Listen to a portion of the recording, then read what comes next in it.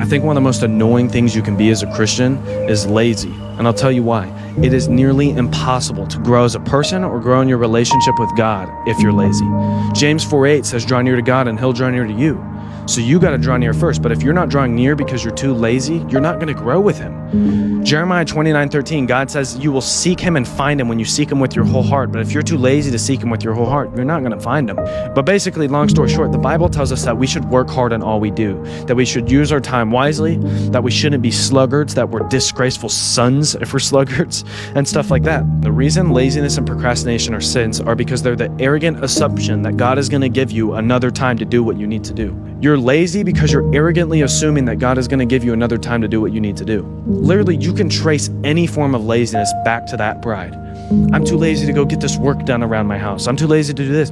You're lazy because you're pridefully assuming God's going to give you more time to do what you need to do. The Bible makes it very clear that tomorrow is never promised. James says in the book of James that every good and perfect gift comes from above. He also says in James 4 to not boast about tomorrow and say, tomorrow we will go do this and this, but to rather say, if the Lord wills, we will go do this and this and this. So I think we must remember when it comes to laziness that tomorrow is never promised.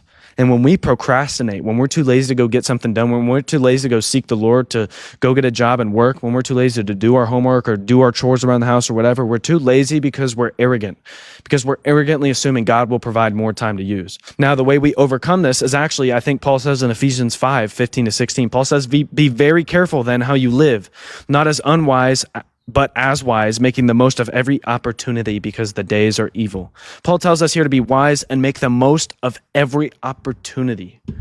I think that's how we live as Christians. I think that's how we stop being lazy. We make the most of every opportunity every day. God gives you 24 hours a day to do what you need to do.